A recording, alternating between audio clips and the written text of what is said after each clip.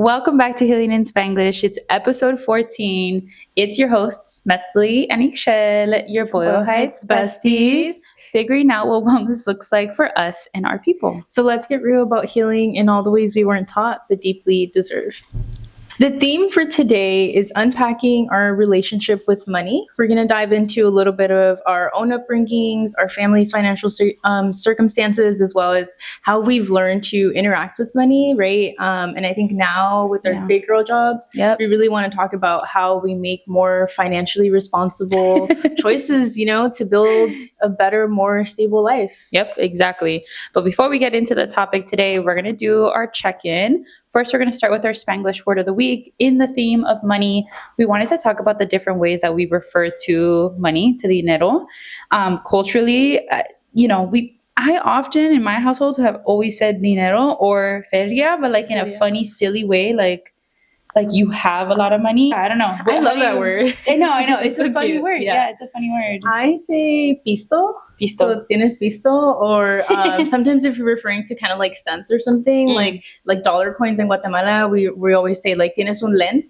Un len, and then we just, that's how we use those two words. But they're so much fun. I'm like, I love not saying like the real Spanish word. Yeah, I'm curious too for anyone who can share how they refer to money, because there must be so many different ways. Oh, I'm pretty sure. I feel like it is something that like people have created a lot of their own versions of how to. How do Colombians say it now that you're wearing Colombia? I know. We were talking about it. No, reales is like the proper like monetary. Plata. Plata, Plata. There you go. I'm not Colombian, but I've been to Colombia. I didn't know that. Yeah. Oh, lucky you. Every time I travel somewhere internationally, I get a jersey. It's so cute. Yeah, I know. I love her. It. Yeah. All right, and now let's jump into our mini healing confession. What are you working on this week? I am working on completely disconnecting from work and my own phone. We're planning a trip and we're leaving this weekend. Well, by the time y'all see this, we'll already be there. Back. So I just really want to not look at my phone, because I feel like that's kind of like all I'm doing is like just accessing technology every day. So I'm really excited just to disconnect, be in nature and with people I love. No, literally I was thinking about it. You're gonna have all your like closest homies in one space. Dude, I know. I was like, lucky you. I know, like all my favorite people are on this trip. I'm like, dude, it's an Ixchel friends. No, literally. Trip. What are you working on this week? I am working on this week, and like just sort of like this past week, I've been having to establish some boundaries. And so I'm working on setting boundaries that make me feel comfortable, things that I just don't like, not saying yes to things even though I'm uncomfortable by it. I could give you more context offline, but but just like setting boundaries, some things with like family and just like making sure I name the things that are what bring me a little bit more protection of my own peace. So that's what I'm working on. Setting those boundaries, and those are hard and awkward. Yeah. Awkward. Okay, I love that. Well, on a more lighthearted note, since in the theme of money, I'm curious, when was the very first time you remember like making money or having access to money? Oh yeah. Great question. I think the first memory I ever had of making money, I still didn't understand necessarily like what money was doing for me or like what role money played, because I started making money really young. I started in 3rd grade when I was selling corn nuts to my classmates, because my grandpa, when he'd go to Mexico, he'd bring me back corn nuts, and he told me to sell them. So I would go to school and I would start selling them, and I sold them fast. That's crazy. I was a little hustler, And so that was my first memory of making money. And I thought like, oh my God, like this is so cool. Like I'm rich. I'm rich. Yeah. But I never actually, I don't even know what I did with that money, to be honest. Like I don't remember in 3rd grade what happened with the money I made. I possibly gave it back to my grandpa, I think. I don't actually remember what happened with it.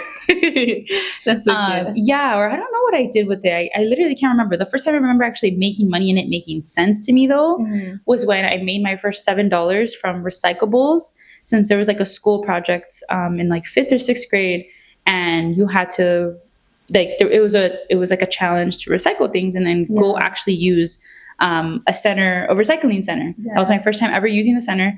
And so I went to go turn in all the recycled things that I had gathered, and I made $7 whole. And I was like, on top of the moon at that stage because I was like, wow, I have a lot of money, that I decided to use that money to pay for my dad's car wash that day. That's I was so like, sweet. I got you with the car wash, thinking I was It's like, on me. "Ooh, yeah, it's on me." Thinking I was like, you know, I had a bunch of money and like could cover that, but I was so proud that I could cover that car wash. Yeah. Like it was a big deal. Yeah, that's so sweet. Yeah, $7 when you're like in I know. third grade. No, That's literally. And a lot. the car wash I did get it covered because at the time, that's how much a car wash was. Now, $7 would not cover that, but. Actually, I know a place. Oh, $5. interesting. Yeah. Anyways, I'll tell you later. Yeah, that's so cute. I love that. What about you? I think for me, I know there's like memories of like me making money when I was little, but I can't recall. I think like maybe sometimes like with my parents, like because they cleaned a lot of homes and like worked in like buildings and things. Like with my mom, I would always tell her like, I'll help you clean while she was cleaning like a rich person's house in Hollywood. And like she would tell me, she was like, if you help me, I'll pay you like $10 or something. And I was like, no, like it's fine, like I'll just help you. But I think that's my very first memory. But I will say like the second one is, you know, the school fundraisers. Oh my god, yes. Yeah, we used to sell cheesecakes and like cookies. It was I remember those. It was kind of like, I thought that was like bougie. I'm like, damn, usually it's just $1 chocolate. But like I remember like being a hustler and also like my dad supporting me. Obviously it wasn't going back to me, but I remember that like me and my dad collectively made so much that we were able to get the whole school, not the whole school, but like our grade level of school bus to go on a field trip. Oh my god. Yeah. Damn. I know. I know. That's like, crazy. Okay. I was like, but yeah, those are some of my very first memories. That's cool. Yeah. Do you remember what you did with those like $10 that your mom, if she ever, I don't know if she ever, like, do you have, like me, I don't remember, but do you remember what you No, I definitely saved them. I just saved it. Yeah. Because I honestly, like my mom told me to save money, like the money. So I probably saved it somewhere. Who knows where? Well, that's a good transition to the first question. Yeah. Speaking of you saving money, at a young age and your mom telling you to do that, I'm so curious, what did you believe at that time you were saving money for? Like what was sort of like the dynamic when it came to money that you understood at a young age that money was doing for you, or that you like the relationship that your parents told you should have to it? Like I'm just curious, like what were the things that you were told at a young age? Yeah, I think most of my influence came from my mom. So she was a big saver. Like that was her biggest thing. And she would always tell me like, Ikshal, you have to save your money for security. Like I think for her, it was like knowing that you had money backed up, like you were going to be okay in the future if something did arise. So that was kind of like my influence on it. So I think as a little kid, I couldn't really wrap my head around like what that meant. What that meant. I had no exposure to the real world yet, but I just knew that it was important to save. So like, even when I think about like birthday money, like I would always save it and I would never spend it on anything. Which is interesting because I'm like, what the fuck was I saving for? Like it was never, like I didn't know, like anything big or grand. And I think part of that was also because my mom was always like, never spend on things you don't need. Like, sorry, things you want. And only spend on things you need. I processed it that way too. Yeah. So I think that was like most of like the rhetoric I would hear at home constantly. And like my mom basically kind of managed the finances at home and was very strict about like where we spent our money. And I think part of it because we were very low income, right? So we were scared that like, God forbid, you know, something happened and we don't have anything. So yeah, that was like kind of my influence. And so from a very young age, I was saving money and wasn't kind of like, you know, just spending blindly. Did you understand, or like were you able to understand that you were low income at a young age, or like how did you view your own financial situation in childhood? I don't think I felt like, or I was too aware of it. I think my parents did their best to, you know, provide for me, and I never felt like I needed anything. And I think part of it is because I was an only child, so it was a little bit more easier. I think when I did started to realize it was in high school, because obviously like you're more aware of things, you're learning things, and you're like, wait, well, you could get what you can. And then like also being part of like different programs and things, you're being exposed to like different kids from different socioeconomic backgrounds. So I think that's when the reality hit. But for the most part, I don't think I was aware, but I do feel like my external environment was kind of like subconscious me telling me like, you know, you're not rich, you're not in a rich community. But like at home, I didn't really feel that. Got it. Okay. And so did your parents ever was money to you? Was money just like, oh, it wasn't a problem because you just didn't know? Or like, could you see the stress? Was it starting arguments? Like, what did it do? I definitely did pick up on a few things. I think financial reasons were the reason my parents argued a lot. But I think it didn't happen till like middle school or high school. I think when I was little, I was like, you know, just dilly-dallying. But that's when I realized, because I would hear my mom have conversations about like not having a job or only working part time. And my mom would talk to me about like how, you know, it's just harder now. You can't really have like, you know, somebody that's not working at home and somebody that is. So I think as I got older, I was more aware of it, and I would hear things. And my mom was also like, she would bargain a lot. So my dad was the opposite. So I think because they had very opposite financial habits, it was always a constant argument in the household. Because different financial habits can definitely influence a relationship. Stir the pot for sure. Goodness gracious. Yeah. Okay, cool. Well, no, that's interesting, and it makes sense because obviously you were the only child, and I know you didn't have as much family in like the area per se, because my household was like all kinds of family there, you know, like family would live with us. So like I often had tios who would stay for a number of years living with us. So, but the thing is, even with that, I never actually thought my experience was like I was poor. Like I never actually processed it that way. I just thought I always had a lot of family, you know? I never processed it as like, oh, we're poor and that's why they have to stay here so that we can like all support one another financially.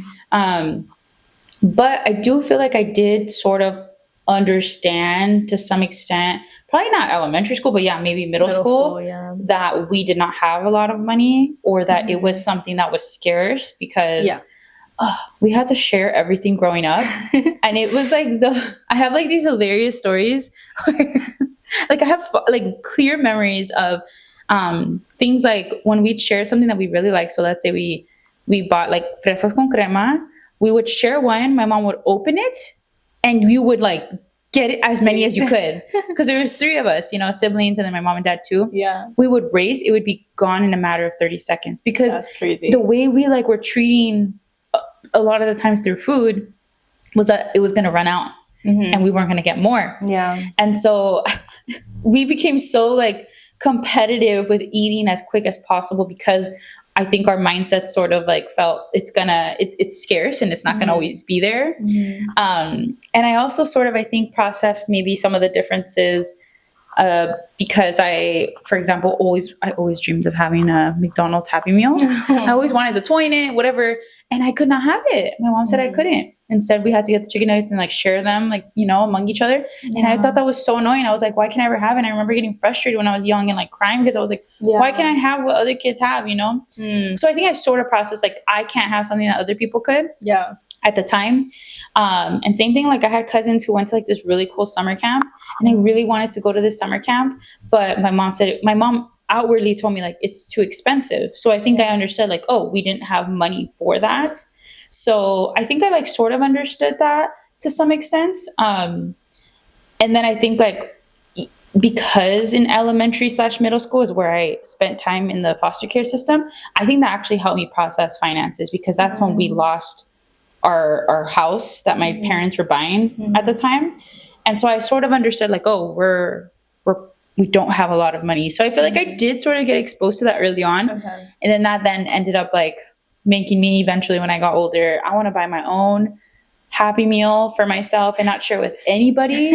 I want my own fresas con crema and share with nobody. And it made me feel like I needed it all to myself, which is like not good, but that's how it sort of like influenced me, I would say. So yeah, it's so interesting, because I don't think I processed myself as poor per se, but I knew something was different from my household than maybe some other ones that had access to things, you know? It was interesting. That is very interesting.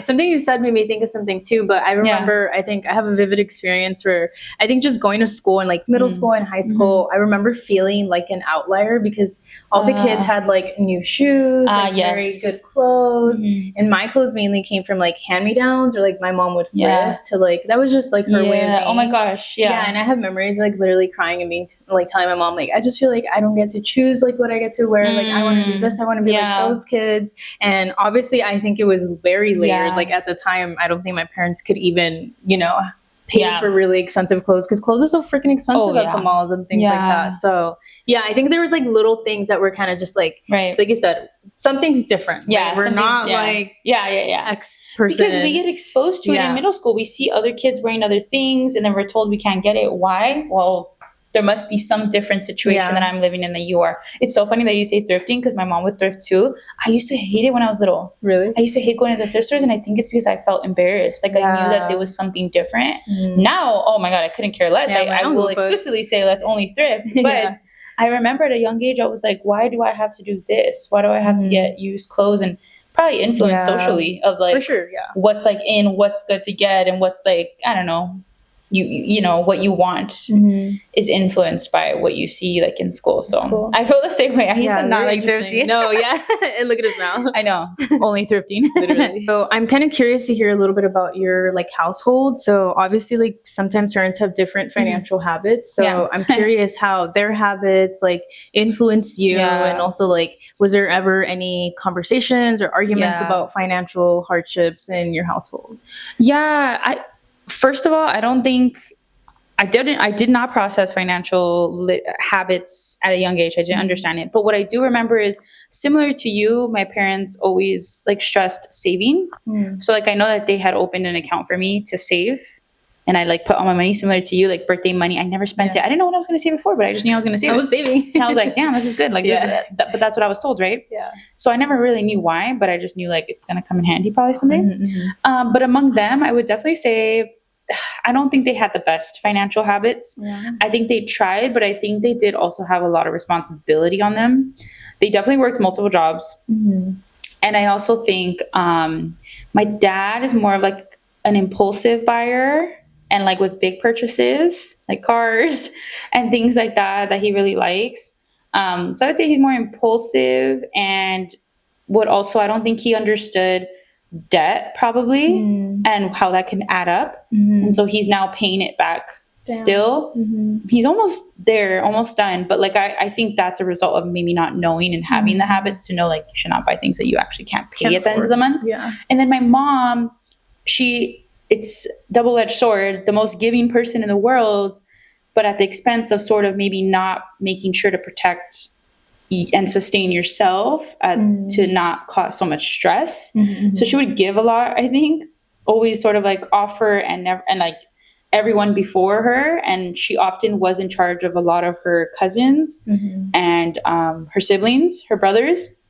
So she often took the burden of also taking care of a lot of people, which is why we had people coming in and out of the house growing up. We had tios and family who would stay with us. And I think that was a financial stress and result of like probably my mom struggling a little bit more as well. So I don't think there was like boundaries, and I don't think there was like, or financial boundaries, right? Or also any like financial habits. I don't think they were actively thinking about like, we should save for this, or you know, because I know that from knowing that like they never talked to me about anything. So I think they also just did not know. So I wouldn't say they had good financial habits other than maybe saving. So I think they saved a little bit, but not a lot. Yeah.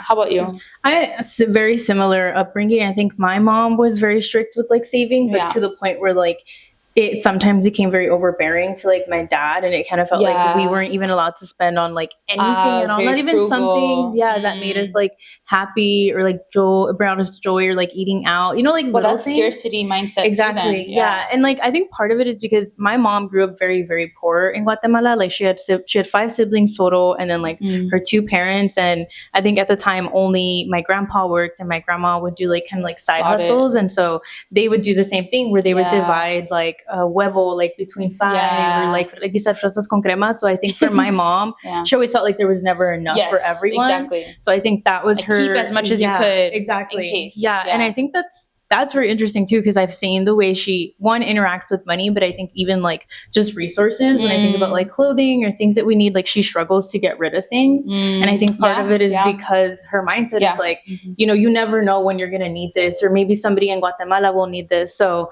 my mom had that extremity, whereas in my dad was kind of like more lax about it. And I think he grew up in poverty, which is very interesting, but I think the major difference is he didn't really have like present family. So he didn't really get any lessons towards that. And so my dad also on the same boat, kind of just like mindlessly spending without like, he just doesn't think about it. I'm like, you should think about all of this before you purchase. And so, growing up, we did have a lot of arguments with like car things is what I remember. My dad would buy fathers. cars.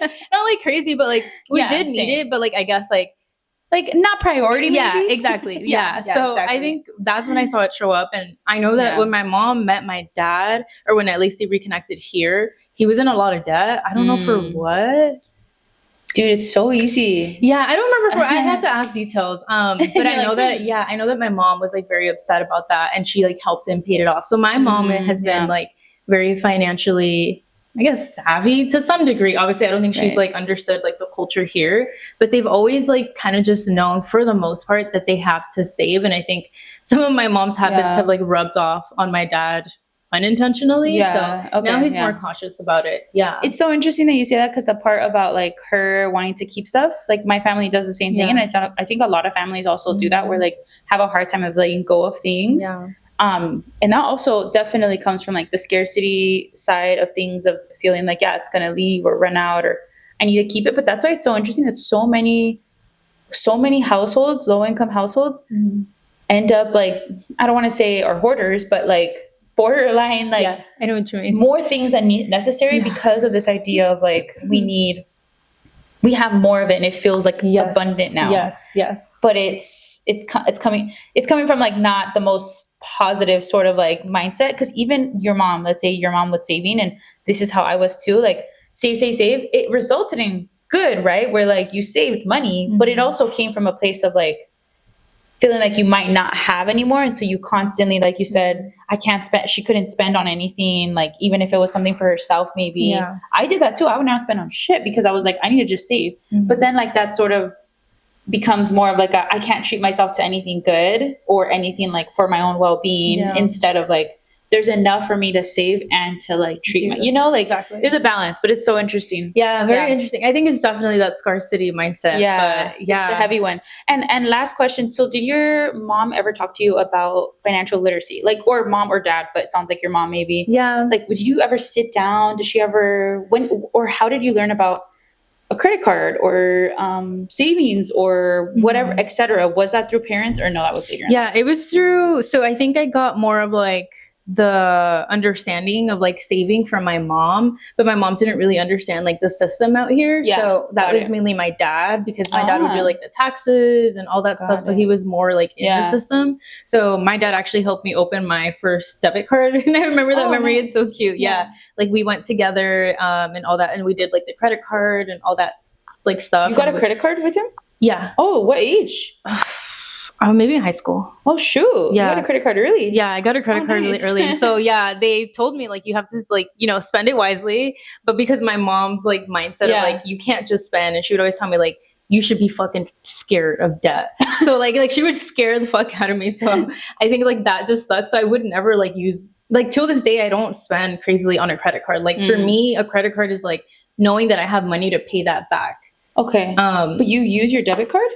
To pay for stuff? Yeah. Yeah. Really? Sometimes. Oh, interesting. Why? Okay. Wait. I don't know too much. Don't get excited.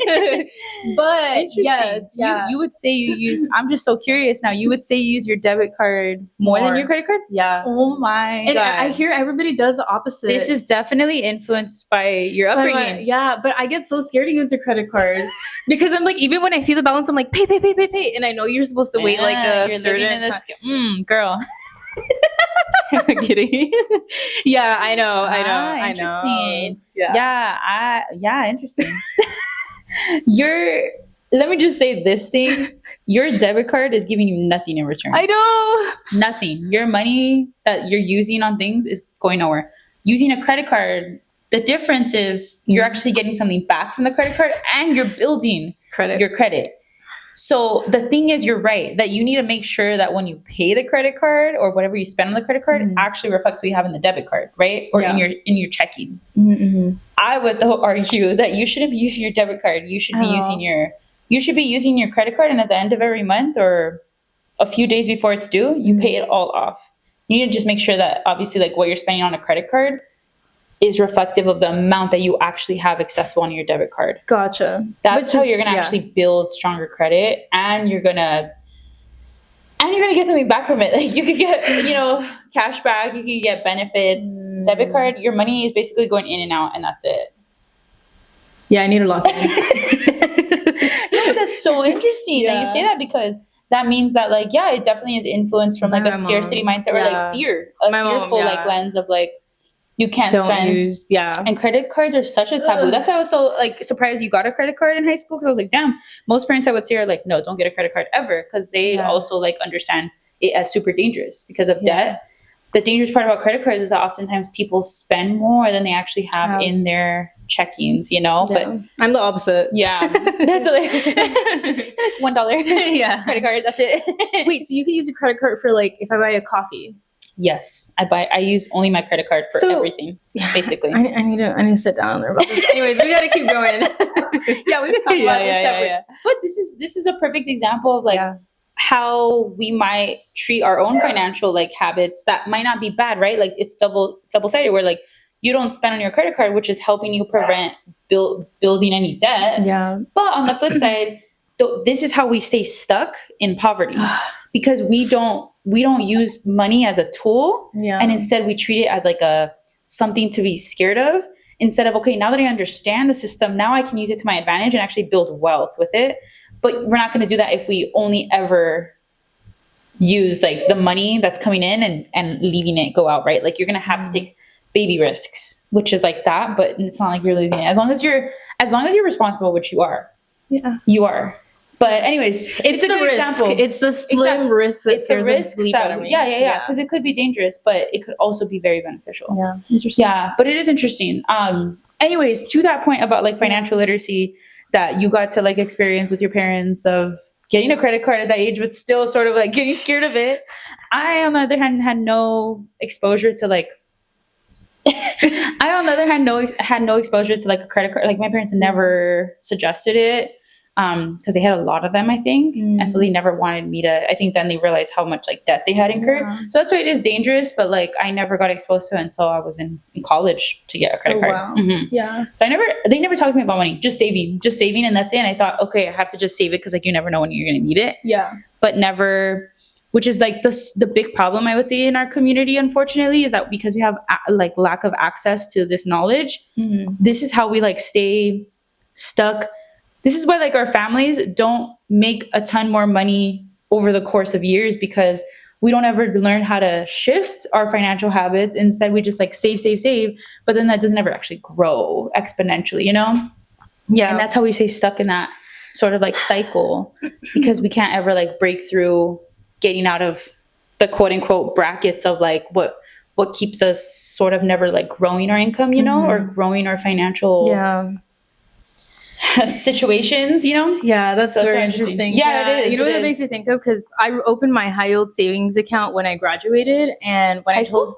College. Oh, cool. Yeah. When I graduated and when I had mentioned it to my parents, like they were so scared. They were like, Iksha, you don't know where your money's going. Like, what if that's a fraud? Because they don't know, right? But I think like when I told them, and now that I've looked at it, it's grown a lot of money. And my parents were like, my mom was like, can I put my money in there? I was like, girl, I got you. I'll set you up. Yeah, it's so much fear. So much fear. There's so much fear. And I was even scared, but I'm like very lucky that I have people around me that are knowledgeable. Yeah. So like that gave me the confidence to do something like that and take the risk. Well, just for people listening, like for what a high yield savings account is, it's same thing as what would be like a savings account in your regular bank. But if you ever see in your bank account, like let's say a Chase or Wells Fargo, big banks, when you have like, let's say $1,000 in there, it only really gives you back, if you see every month, you get like 0.01% of a dollar, nothing of a dollar for that month. Like, yay, that's what they're giving you. A high yield savings account, you actually have interest that you incur from keeping the money there, because what happens are like these like mostly online banks or online systems have access to your money. They're like financial institutions that can use your money. It's true. That seems scary. Like, oh my God, they can use my money. But you're protected up to a certain amount. I think you're protected up to like $250,000. If you don't have that, there's no risks that you wouldn't have access to that money. Yeah.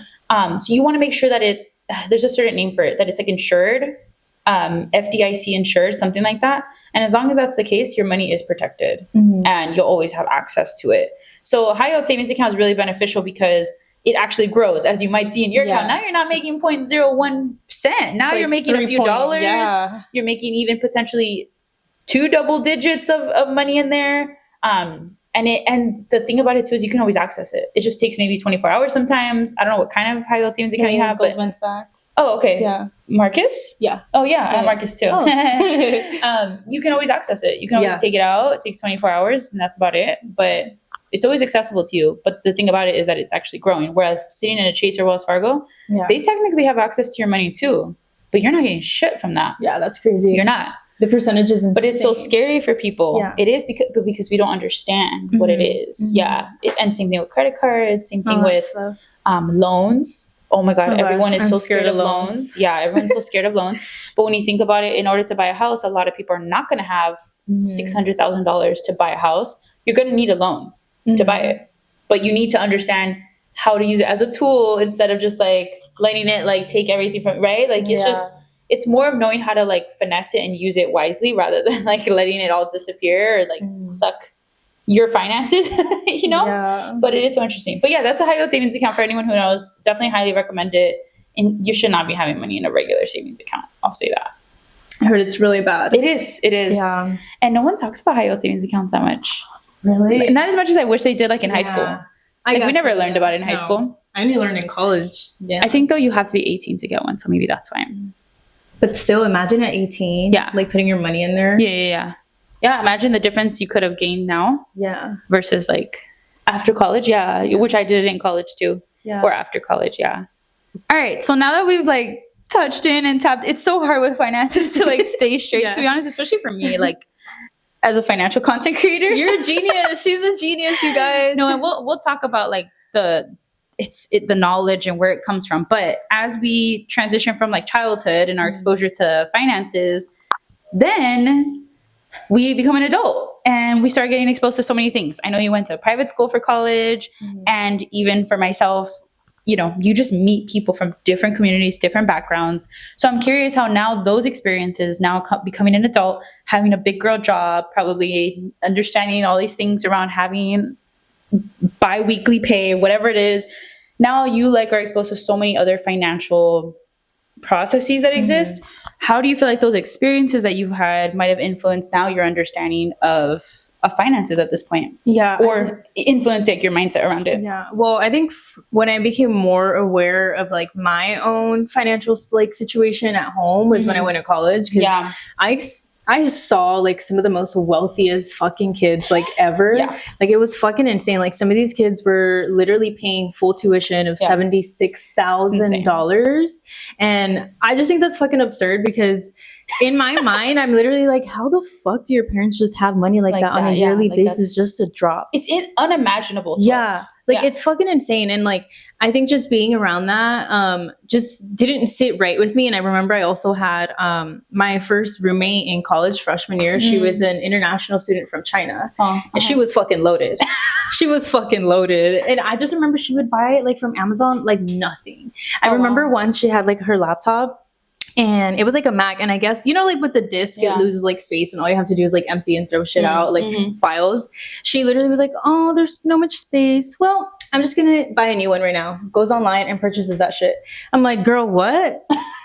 I just remember being like, do that? What the fuck? Like people can just so easily, like if there's an issue, they solve it real quick because they have money. And so I was kind of like on the other end where I was like, no, I have to save to buy my first MacBook. Like my parents we have to put in both of our money. I think my first MacBook, my parents and I split it. Like I paid for half of it and they paid for the other half. So I think that definitely influenced me. And like, I think I just felt a lot of like rage and anger because I was just like, it's so fucking unfair that all these people have like so many connections. They have like the social capital to like understand money, the finances and the system to be in this position. Whereas like there's so many of us that like just get stuck. So I think it definitely made me very frustrated, but I think it came from like a place of like anger and frustration that like I wanted to learn more. And so I think I was doing a little bit of my own research, but yeah, I think it like definitely affected me. And I felt poor. Like I felt like really poor going to a school like that. But also like I didn't give a fuck because most of those people were also kind of assholes, respectfully. You were like, well, I need to have the right values. Exactly. And like, I'm like, you don't have trust funds. Like you don't have any issues because your daddy and your mommy can, you know, pay for shit. Yeah. And I'm like, me on the other side, I'm a resilient gal that doesn't need all that money. But yeah, I think that was my first exposure to it. And I don't know, it just makes you kind of feel shitty. And I'm just angry at like the system. Yeah. How did your like understanding that, did you at that point become well, you're saying that you didn't really care, like you didn't give a shit. Yeah. So you did not become at any point like self-conscious of like your financial situation at all then? And if so, then like you said, you were like interested in getting exposed more to finances. Was there any resources that you got access to like in college, or like how did you like learn about anything? It was through my friends. Okay. My friend that you're gonna meet, I think like he has a very interesting story because he grew up very low income, and I think his parents were trying their best, and you know, they were like low income to middle class, but they were surrounded by like rich people. So I think because of that, those people had like access to that knowledge. And so I think he influenced me a lot. And he would always tell me like, open your high yield savings account. And even right now, he's been on me with my Roth IRA that I've just been like putting to the side because I'm so scared to do it because of the risk. And he's literally been telling me for the past 6 months. What risk? I don't know, I'm fucking scared. God, no. It's for me, it's like, I don't know who the fuck is handling my money. It's a thing, right? And I'm just so scared to be done bad. But I'm also like, no, Isha, like, it's okay. Like, these rich white people are doing this on a daily basis, and this is why they're here. So that is kind of like my reminder. But there wasn't like any resources that I like looked for. I think, or that you like saw. Yeah, I saw. It was just mainly through like my friends that I'm so grateful for. Yeah. So that was my biggest influence. And then now as an adult, I'm more intentional about like how I spend, and I'm trying to look for more resources like with our college prep program, you know, that class. Like I've been trying to put myself out there and just like learn things here and there. But if I'm going to be real, like it scares me so much that I just prefer to not look at it. Yeah. But I know that's really unhealthy. Yeah. So yeah. That's interesting. No, and that makes sense that like friends end up playing a huge role in college to help expose us. Yeah. Especially, well, for me, it was like older friends because I was a part of a Latina sorority. And so I had sisters who were about to graduate and I was a freshman. So like they taught me so much about probably what they had to be the first to learn themselves. But then they shared it with me, you know? And so I learned a lot through them too, also about finances. Really? So it's interesting. But I, similar to you, even though I didn't go to a private college, I went to a private high school for a year. Oh, I forgot about that. Yeah. So I went to school at a private high school, but what happened was in middle school, I went to a charter school and we got exposed to private schools for high school. So I thought, oh, that sounds so cool to go to a private high school. And I got exposed to boarding schools. Oh, God. And I thought it was the coolest shit ever. Really? Well, there were schools where I would have my own horse. It was just like unimaginable, the things that I would be able to experience at these boarding schools. And I wanted to get out of the house, to be honest. Yeah. I was just like so like amazed by the possibility of like being able to raise my own horse, being able to live on a farm, like I was just always like so curious about like a different lifestyle. And I really wanted to go to boarding school. Interesting. So I applied to a ton of schools and I feel like I was already trained at a very young age how to like pitch myself. So I got into these schools. You talked about this. Yeah, I got into these schools and I was so happy, so excited. I got in, I got accepted, and then I look at the financial aid and I did not get it covered. My dream school, the school that I wanted to go to for high school, I had to still pay like $20,000, even though a lot of it was covered. Yeah. And that was per year. And I told my parents and they had to break it to me that you can't go to this high school. We don't have that money. And I was disheartened. Like I was crying for days that like, how could a person like me get accepted and work hard and get into a school that wanted to have me, but I couldn't go because I didn't have money for it? Oh, that was ridiculous to me. And so at that point, that actually was the push that helped me want to figure out what the fuck financially I needed to do in order to not have this a problem ever again in my life. So that's actually what sort of pushed me at a really young age, which is not like a regular experience. And at that point I knew going into high school, since I didn't get to go there and I went to like a regular, like private school, not a boarding school, I ended up applying to like a million different scholarships so that for college I could actually choose what school I wanted to go to. And like finances not be a problem, you know? So that's how I ended up like saving a lot of money because I figured out like, okay, this is a great way to get free money. Yeah. I know how to pitch myself. I know how to like sell my story to people who will it'll Maybe. connect with or resonate with. And that's so what I did. But I also went to private school for high school for that 1 year. Hated it. And then you went to the best school ever. And then I went to the best school in the whole world. And that's where we met. Yeah. We're being sarcastic. Yeah. But wait, but I wasn't. Huh? What? You weren't? I love Amanda. You weren't. Sorry, only one of us was being sarcastic. I mean, it was okay. I wouldn't say it was the best school in the world. It wasn't the best school ever, but I just love it. Sounds like Disneyland. No, yeah, maybe I'm like doing too much. Love it there is, I think, a big statement. I wouldn't say love it, but I would say better than the private school I went to. For sure. Yeah. But I went to private school too. And I also got exposed to people. We had class sizes, like our grade levels of like 20 kids. And so you became close with these white people, mostly. Yeah. And funny enough, one of my like things I had to learn in life was that not all white people were rich. Yes. I literally thought, this is like something that I've unlearned, but I'm just saying because it's like the truth. I thought all white people and all Asian people were rich and that no one else could have money. I thought us, brown and black people, were never going to have money. I thought that was just like a race thing. And I literally thought that until I got exposed and I was like, oh, you guys aren't all that same, situation. But I went to a girl's house who she lived in a castle. Her parents were like international designers. It was ridiculous. Oh my God. I was just like mind blown by everything. Oh my God. But anyways, I got exposed to the same things where it was like insane to like see what was out there. I was like, damn, this exists. Yeah, that was crazy to me. Dude, I bet. I know. I'm thinking about the kids I went to school with. Do you have any experience where you like saw something that was like, psh? I probably do. I don't think. Or they said something. I didn't associate myself with the rich kids. Right. But we were such a also, college is different. High school was more intimate. College is like you choose who you hang out with. Exactly. But also, I went to a really tiny school. Like our population was 2,000. Our graduating class was like 200. Yeah. So like we knew everyone. So we knew, the way people lived. And I remember there was this girl. She literally lives in like basically a really nice condo in like Manhattan. And I was always like, what the fuck? Like you just live like this? And like constantly going on vacations and things like that. Like, so I think like that was mainly like what I was still surrounded by it too, especially because like when you're going in as a freshman, you're just trying to make as many friends. Everyone's like following each other and stuff. And it was so tiny. So we all knew, but I never felt like self-conscious about it. I was always very fucking proud of where I came from. Yeah. No, same. Yeah. That's crazy though. Yeah. No, when I went to middle school, this is the last thing I'll see on this part, but in middle school, I was asked to be an ambassador for the school, and they would take us on trips to go talk to funders to get money for our school. For your middle school? For my middle school. Oh. And so me and my friend, we were the two ambassadors. So we're the only ones who had this really odd experience where we'd go to these rich people's houses, and they were guest houses, first of all. And I have this fond memory of me being in 5th grade, being at this, I don't know, whoever knows Malcolm Gladwell, he's a writer. At his house? He was like the speaker at the house. I was so like, we got what to the meet fuck? him and like whatever, but I didn't know who he was at the time. Yeah, I love him. But so we went to his friend's house. It was his friend's house. Yeah, that's crazy. The house was a guest house. First of all, the roof was a tennis court.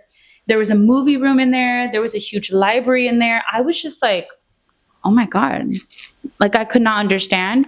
But I think because in 5th grade I saw like, oh, I'm talking to people and they're giving me money, but it was to the school money because of my story.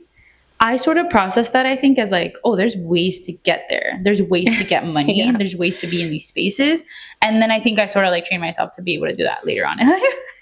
But like it exposed me to that. It was incredible to see that. That's and like crazy. At a young age, like that's how I processed it. Like, okay, I share my story and in return, I can get money. That's crazy. And that's what ended up being a lot of like my life, to be honest.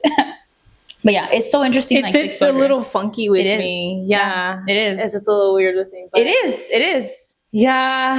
And I didn't process that till later in life though, that like, it's a system. It's a system. And I have sort of though like realized like that's the exchange of a lot of these spaces. Yeah. And I've picked and chose like where and when I want to do that. But even with like, let's say the YMCA, I used to do that for them as well.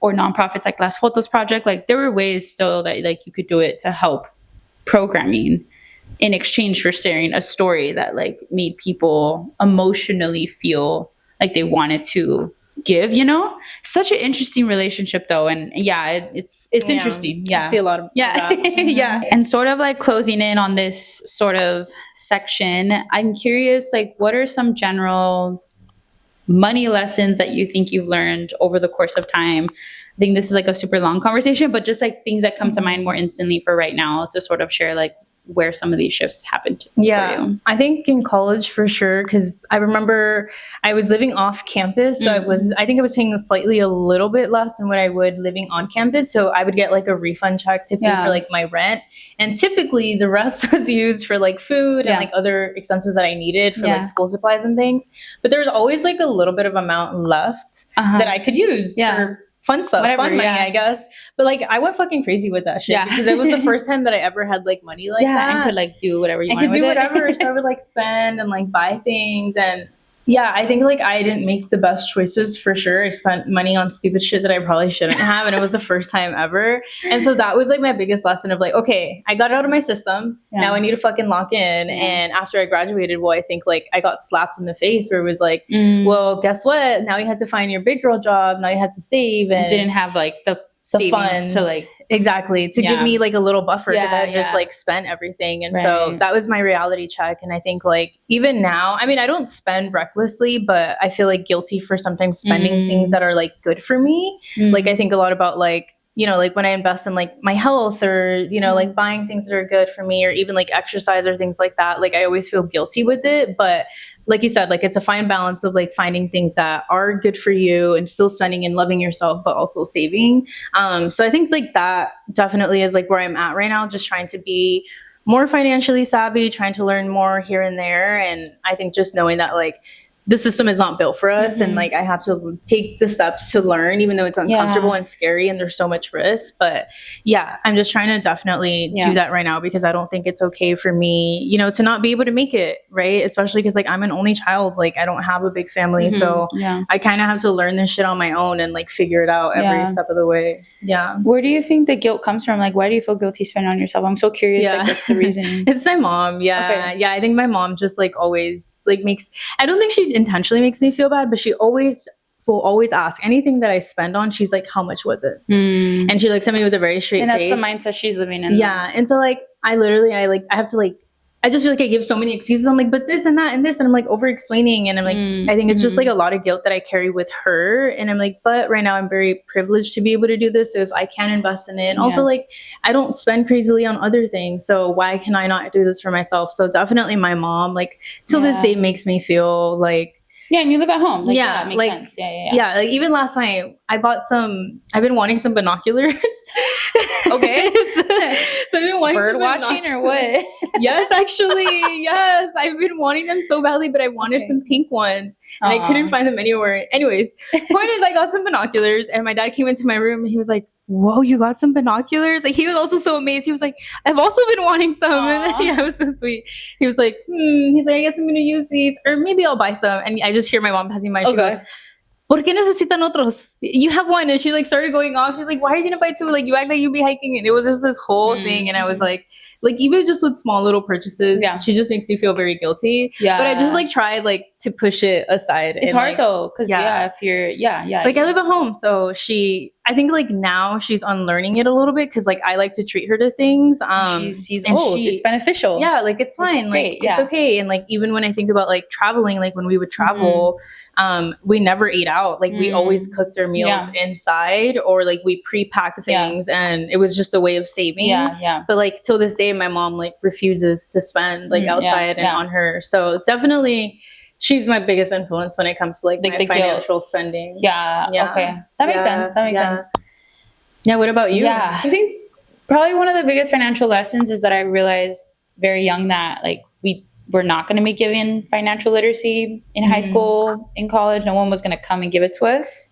So I think I realized like I had to be a resourceful person in order to ever get access to it.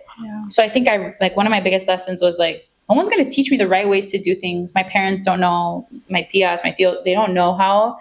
I'm going to need to go out and seek for some like support. So I think that was one of my biggest lessons, like being a resourceful person when it came to finances, because it was not brought to me. So I needed to go find it to like learn about it. And it was a topic I was interested in. So I think that's one thing, like go look for it, because it's not going to come to us. It's not. And it still won't, even in our life as adults.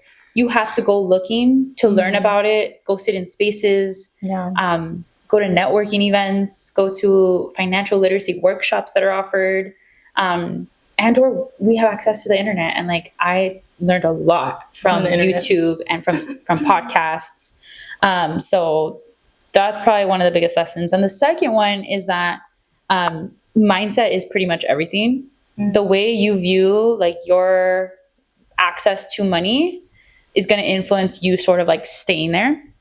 And I realized one of the things that a lot of us say at a young age or in high school, I don't know if you remember this, but I remember I used to say like, oh, I'm poor, or I'm broke. I'm broke. And everyone would say that. That was like the culture. I'm broke. I don't have money for that. We saying those words is reaffirming our realities. And that also influences us staying in that cycle, because we internalize and agree that we are broke and we don't have access to money. And I realized I had to start saying it differently. Like, I need to start talking to myself like, actually, like, I have and I can spend on the things that I care about. And I'm going to make a lot of money, and I'm going to not even make a lot of money and be rich. That was never like the goal, but start talking to myself in a way that was like, I have access to it and I'm not like afraid of it, and I can learn, and I can like, start talking differently. And that sort of falls into like visualization, manifestation practice. And that, I think, was a big influence in being able to like be in the financial situation that I am now. And so I think mindset is everything. I do. I think like the way you talk to yourself about you being poor, you being broke, or you being low income still, it sort of also influences you staying there. And I think you need to talk to yourself differently and actually believe that you're able to make more in order to get out of that. Yeah. You need to. Yeah. Because I think we live in a lot of us still live in like the scarcity, like there's not enough and I need to save and like never be able to use it, instead of like it's abundant and I can actually save and spend and there's possibilities to make more and to do more with it. So I think we just like live in that like fear, instead. And so I think you need to live more like openly about it. So those are probably the two biggest lessons that I think like helped in life that I realized we need to do as people who maybe do come from low income households. Yeah. Okay. And to close it out, obviously like our reframing now, curious for you, Ixchel, like what are the things that do and have worked for you as you've like built maybe a different relationship with money, and or that you're like working towards to get to that place that you want to be in? Yeah. I think one thing that I'm trying to heal from is my mother's mindset of like having a scarcity mindset, feeling like you can never spend on yourself. And, like just being more intentional. Like when I do want something, like maybe let's be smart about what I want. Like maybe I don't buy it at full price. Maybe I'm constantly looking and see if there's like a discount, or even when I travel, still doing the things that I've always loved and wanted to do, but doing it like responsibly. So I don't feel as guilty. Right. And also like, I don't have the luxury to be spending money just like that. So I think like that's what I'm working on. And I think my biggest thing is also just like knowing that if I'm spending money that's like giving me something in return for my like mental and health well-being, like it's okay. Like let's normalize actually that. A good investment. Yeah, exactly. Just like our education. Yeah, exactly. So I think like that's definitely what I'm working on. And right now my biggest thing is my Roth IRA. Period. Yes. Roth. I think I'm really, really, really scared of all that like world and the finances. Because it's unknown. It's so unknown. Yeah. And I feel like sometimes when I've done like some research and I've looked into it, like I feel like I get so confused. So, and I'm just a person that like needs like a lot of reassurance and a lot of knowledge. And so like, I think that's my biggest thing this year is to open my, my Roth for sure and max it out, because I'm in a situation where I can do that every year, and the earlier you start, the better. Yeah. So that is my biggest thing, is locking the fuck in with my Roth. Also fucking figuring out my savings stuff at work, because apparently I have a retirement fund 401k that I didn't agree to. You need to. But I didn't agree to it. And all of a sudden there's money going into it. You had to.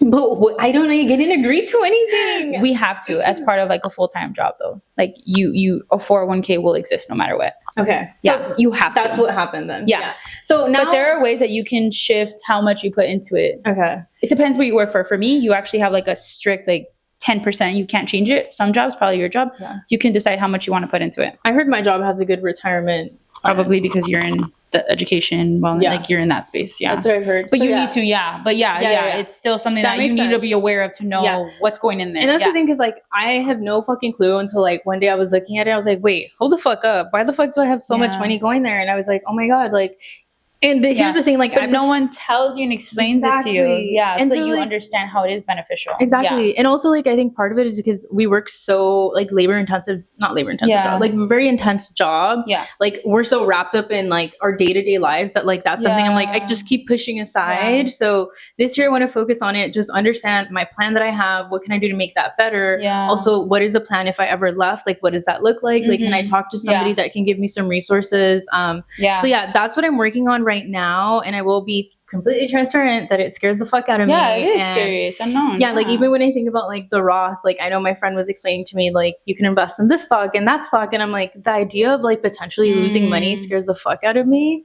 And so that's where I'm at right now. Like I just want to be able to do that, and that is my biggest goal for this year. Got it. Yeah, it is really scary because we don't know these things, and you're right. We feel like we don't have control over it, and like it's like going to someone else, and it's risky. I will say there are ways that it doesn't have to be that risky where you're like choosing stocks like that. I actually think that is very risky. So I would do it differently. Mm-hmm. Just to explain though what a Roth is and a 401k, people are more familiar with 401k. That's like a retirement savings account, right? Where you can't actually access it till you're like 60 or 59 and a half, whatever it is. Mm-hmm. With the 401k though, obviously once you take it out at 60, there's a bunch of taxes that's taken off, obviously, because you're not paying taxes on it. However, everyone has it, and it's still good to have. Obviously, it's part of a job. However, a Roth is a different version where it's a retirement account, but you don't get it taxed because you're already paying taxes on it beforehand, and then the rest goes in. That same thing, you can't open it till you're of age of like 59 and a half or 60. But at that point, it's not taxed, so you get all of it that's in there, and it can actually grow because the money that's spent in there is being invested into the market. There are ways though that you don't have to select individuals because that is, stocks is a whole different conversation. But like, point is, a Roth is really helpful because you can use that money for retirement as well, but not taxed. So that's like a nice way to have that option, but obviously it's capped too, right? Like you can only put so much a year. Exactly. So it just sort of depends. But yeah, those are good conversations because these are topics that are like completely new to us and we have like no idea for the first time. The only thing that I was going to share like that works for me, these are really small things that I do, but every Sunday I sit down and I go to a coffee shop usually, or like somewhere that's open late, to be honest. And we'll sit down and look through my finances for the week. So like I'll work through like, okay, what did I spend for the week? Look at like, am I staying within like the budgets that I set for the month? To sort of like reflect like, okay, these are the areas I'm spending like a little bit more than not as a way of like punishment, but as a way of like awareness. And I think it's so important to be aware of what's coming in and out of your bank account. And so that's one of my biggest recommendations. Like give yourself an hour or 2 hours to sit down and look at your spendings for the week. It's a form of like reflection for yourself to just be aware of like what you have, what's coming in, what's going out. So that works really well for me. It's just like check-ins for yourself. And then also like setting goals for yourself. I think a lot of the times we don't set goals. Like what are we actually working towards with our savings? Like what is this savings going to sit here for, right? I have $20,000 in the bank. What is it for? What am I actually going to use it for, right? If you set goals like short, middle, and long-term goals, okay, I want to buy a house in 5 years. This is how much I'm saving to get there. And it actually gives you like a clear vision of what that money is for. Because a lot of the times what people do is they live their entire life saving, and never use it. Yeah. Because they don't know what they're using it for. So set the goals of like you sitting down, knowing what's important to you. Is it buying a home? Is it going to travel the world? Is it raising kids? Is it whatever it is, right? Is it opening a nonprofit one day? Whatever it is, like you want to be aware of those goals to actually know what you're working towards to put money in it. So I would say it's really good to like sit down and actually figure out what do I actually want to do in life to be able to like determine what you're working towards, you know? Damn, I just feel like I learned so much from you today. The last thing I was going to say, there's so much to share about finances. And I think if you guys could tell, like I am very passionate about it because it hurts me that there are so many things we don't know. A lot of people don't know. And we like continue to stay stuck in this cycle. I talk to 40-year-olds who are like learning about some of these things for the first time. And I'm just like, like we need more of it. We need more of it. And for the first time in California last year, now it's a requirement to actually have a financial literacy class One class, first of all. And that's the first time ever in California, one of the most progressive states, right? Liberal states. That's the first time it's ever been a requirement. And that's ridiculous to me. For high school or? For high schools. Wow. Yeah. First time ever. That's ridiculous. When did this pass? Last year.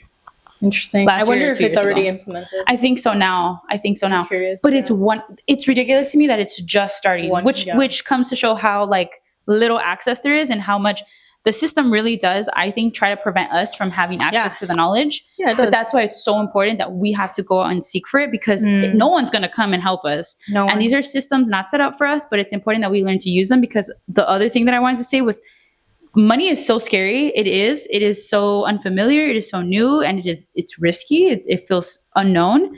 But it's a tool, and it's a tool that a lot of people use, just like education, Western medicine, education here in the US. They're all tools. They're all things that we can use in order to finesse the system that we live in here, because we do live in the US, and we have to learn how to use them in order to thrive in this environment, right? In this environment that we live in, if you plan to live in the US. It's not that it's the right way. It's not it's the right thing. But if you want to thrive in this system that exists, you have to learn to use the tools that are here, That was so good. So that's why, I think that money is a tool. So you want to know how to use it, just like you want to know how to take advantage of education here. Just like you still want to understand medicine here. You want to understand corporations, business, you want to understand those things, because it is the model here. Yeah. Mm-hmm. So I would just say that I think that's like the biggest sort of like lessons, and there's so much to learn. And so I think like this hopefully helps you all initiate a conversation for yourself of curiosity of whatever topic you're interested in learning about. Whether that's, actually, I've always dreamed about like traveling to this country before or something like that. Well, then maybe start exploring like, how do people travel? How do people travel who don't have a ton of money? Or how do people make it happen? Or what is a financial topic I'm interested in learning? And dig into that. Give yourself the privilege of being able to sit down for an hour and learn about a topic. That I think makes like a huge difference. So like give yourself a little bit of time to do that. So, and also remember that your financial goals and like goals in life look different than everyone's. I think a lot of the times we compare ourselves to like, right, this model of what like we should do, which is, let's say for example, have a house. Not everyone wants a house, and you don't need to have a house. Like seriously, that's not everyone's goal. If it is your goal, great. Learn the system of home ownership, because that's a whole other monster.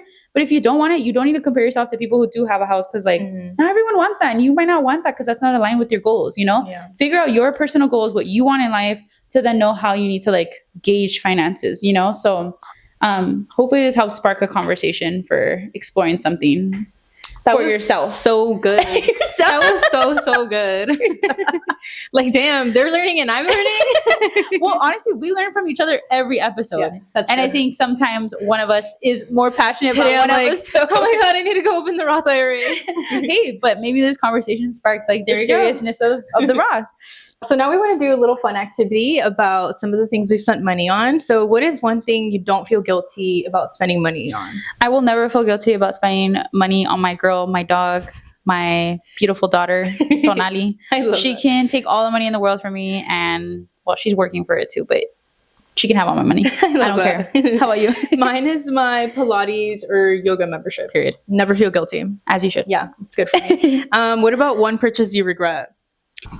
This is not a purchase, this is a reoccurring purchase, but I used to pay some of my friends to eat some weird shit. So like we'd be at a restaurant and there'd be like ice cream and like leftover asada taco and like tapatio, and I'd be like, dude, eat that and I'll pay you $50. And I would pay them. And they would do it. I'm like, that girl, I would too. Pay me right now. Who do you want to eat? No, I can't ask for money like that. That's so dumb. But yeah, so I regret that. Yeah. Well, I don't know if I regret it, honestly. It was funny. How about you? For me, it has to be like clothes or like accessory items. Like I remember I bought these stupid fucking boots that I got influenced by because they're so cute and I love them. Don't get me wrong. But the heel is like this fucking big. So you never wear it that often? I never fucking wore it because like I don't do heels. Yeah. I don't fucking do heels, and I don't know. I tried to pretend like I could, and no. Now I just have them sitting and I never use hilarious. Them. Yeah, they were fucking expensive. Anyways. Now, what is one purchase that changed your life? That's a deep question. That is really deep. I think the most like basic thing that comes to mind is buying a home. Like, I think purchasing a home changed my life quite literally. And also sort of like helped my goals evolve in terms of building like a community garden here, and like we could do our podcast here. Like it's just giving me so much more opportunity to do a lot of things. So yeah, I think it's changed my life a lot, to be honest. I love that for you. Yeah, that's the first thing I can think of. What about you? Yeah, me has to be, it's very niche, I guess. Niche. Expensive air purifiers and humidifiers. Quite literally changes your life. Yes, it literally changes your life. Also because environmental racism is fucking real. Yeah, it is. And us being Boyle Heights natives, like we are literally surrounded by freeways everywhere. And like there are so many health problems that our community have because of the fucking pollution. So air purifiers to like my home, my family, we have them everywhere, and also humidifiers because I have a lot of like sinus, upper respiratory issues. So it's been like life changing. That's a good investment. And I know the city also gives out free air purifiers. I got some through there. Yeah, me too. Yeah. So y'all should look into that. And they're good ones. They're like really big ones. Yeah. Okay. What about something you used to think was a rich people thing only? Oh yeah, I already said this earlier, but I seriously like believe that only white people were rich. White and Asian people. I never was exposed to white or Asian people until high school. And then in college, especially, I met someone who was like, nah, I'm poor, dude. And I was like, oh, I didn't know that was possible. So I literally thought that for a long time. That's how unaware I was of anything outside of my community. That's not your fault. How about you? Traveling. I always thought that traveling was only like if you were rich, you could do that. And I always just didn't think that was a possibility for me. And so now that I'm an adult and I have my big girl job, I'm like, oh shit, I can actually travel and I don't have to spend so much money. That's a good one. Okay. Now what about a small luxury that always makes you feel good? I would say, I mean, sort of similar to your first response, spending on like a membership, like a gym membership. I feel like that's a small luxury in the sense that like, I love it. It gives me some time for myself, and it's also like super rewarding and empowering. So I would say that's like something that feels like super beneficial. How about you? I'm on the same boat too. I love my gym membership. I think for me, just giving me like anything that has to do with like self-care, like a massage or a facial, like all those things just make me feel so good. And it just feels like a luxury, you know? And I'm like, I'm going to save up just to do this, and I'll do it. I love that. Yeah, that's a good one. All right. And now to close it out with our small business shout out of the week. Who are you shouting out? I am shouting out Tamales Liliana's. I never actually eat from there, and I'm so sorry. I probably will go back soon. But Matsi and I were passing out like small business cards from an event we had. And literally the second I walked in, like the infrastructure of the building reminds me of like a restaurant in Guatemala. I literally felt like I was 8 years old with my parents, like on a trip in Guatemala. And I was like, what the fuck? Like it just felt so weird. Yeah. No, you literally were like, well, I was like, really? Like, what's surprising about it? Like there's certain, like, I feel like there's certain times where like certain things, certain sounds, certain senses, like trigger a memory deep in my brain. And it just felt amazing because I have so many beautiful memories like growing up in Guatemala. So big shout out to them. I love that. Yeah, you gotta go have them. I know. Is really it good? Popular. Yeah, they're popular for a reason. I mean, they do well. I was like, what do they sell? Tamales, but also a bunch of other things.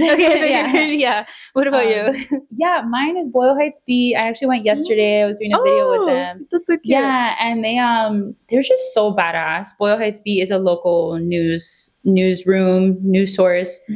They cover things that happen in the Boyle Heights community, but really from the perspective of community members. So a lot of what they do is based off of like what's going on here, and I think it's so beautiful. And they do so well. Like they really cover stories in like a very great way, in an authentic way. So I love Boyle Heights Beat. Y'all should, if you aren't following them, you should follow them. They have they keep you up to date literally the day of things happen. So. Dude, they're on it. They're so on it. Them. Yeah. And you can also, if you know high school students, or college students, they can also get involved to learn how to do everything in the newsroom, podcasting, photography, different things like that. So it's a really good resource. Great. Boyle Heights Beat. I know, they're amazing. And then what is your little tip for the week for folks? Sit the fuck down and just breathe Yeah. and meditate, because recently I have noticed that I've just been stressed and very anxious, that like sometimes I'm in the office and like working. Obviously there's people around me. Somebody will come in and say hi and I get fucking startled. Oh my God. So when I know I get startled easily, it's my sign that like maybe my anxiety is really high. Got and I it, need to yeah. like sit down and like just meditate, because I feel like Yeah. meditating is honestly the only thing that sure. works for me.